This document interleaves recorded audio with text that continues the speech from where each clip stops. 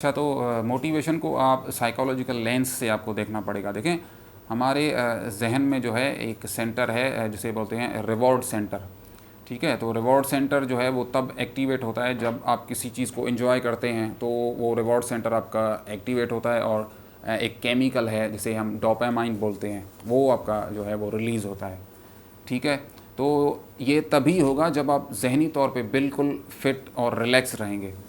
तो ये मैंने आपको एक मतलब एग्जांपल दे दिया है कि आप 5.5 दिन हफ्ते में जो एक हफ्ते में आपने पढ़ ली है, 1.5 दिन आपने फिर बिल्कुल उसमें आपने अपने फ्रेंड्स के साथ गुजार लिया, आपने वो आप बाहर चले गए किसी के साथ। ठीक है, आपने फैमिली के साथ टाइम स्पेंड कर लिया, तो उससे आप बिल्कुल रिलैक्स हो जाएंगे। ठीक है, और एक और एलिमेंट है फिज़िकल एक्सरसाइज, जॉगिंग, वॉकिंग।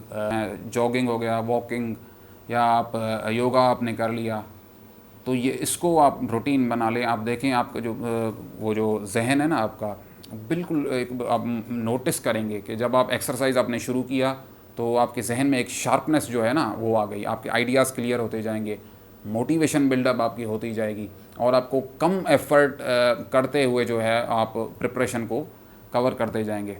क्योंकि एक्सरसाइज जो है वो आपके जो ब्रेन सेल्स हैं वो उनको बिल्कुल तरोताज़ा करता है। और इवन एक्सरसाइज से जो है ये एक साइंटिफिक रिसर्च है कि exercise boosts the generation of new sales, जिसे हम न्यूरोजेनेसिस बोलते हैं। तो उससे भी बहुत ज़्यादा आपको फ़ायदा होगा, तो बिल्कुल आप इसमें मोटिवेटेड रहेंगे। और अच्छा, मोटिवेटेड रहने के लिए ये है कि भाई आपके दिल में जो है ना ईमान है, बिल्कुल आपका मजबूत होना चाहिए कि भाई मैं मेहनत कर रहा हूँ, और अल्लाह ताला जो है वो किसी का मेहनत जो है ना वो रायगा नहीं करता। तो बस मुझे करना है, डिस्पाइट सेटबैक्स, डिस्पाइट क्रिटिसिज्म, मुझे ये चीज़ अचीव करनी है। ये आपको हर रात जो है अपना खुद, when you talk to yourself, तो ये हर रात आपको कहना है कि भाई I can do it, and I must do it, because God is with me. तो ये भी एक फैक्टर है जिसमें आप मोटिवेटेड रह सकते हैं। अच्छा, एक फैक्टर ये भी है कि वो जो कुछ हमारे आसपास कुछ बंदे ऐसे होते हैं कि वो बोलते हैं यार अब तुमने स्टडी की, 3 साल तक 4 साल तक पढ़ते रहे, तुम कुछ नहीं कर सके, क्या होगा, तुम अब आगे की पढ़ोगे, क्या गारंटी है तुम पास होगे, छोड़ो बस, टाइम ज़ाया करना छोड़ो, ये करो।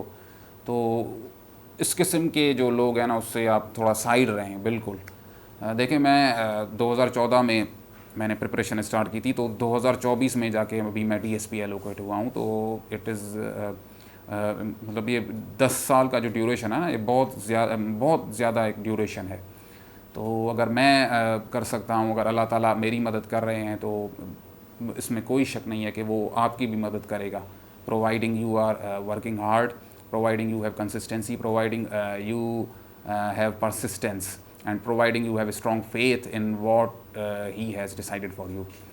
तो ये कुछ टिप्स हैं कि आप मोटिवेटेड रहें। और अच्छा, एक डाइट जो है, डाइट बिल्कुल आप अच्छी रखें। आप मछली का इस्तेमाल ज़्यादा करें, आप ड्राइड फ्रूट्स इस्तेमाल करें, आप प्रोसेस्ड फूड्स ना खाएं, जैसे चिप्स, चॉकलेट, बिस्किट्स, इनसे दूर रहें।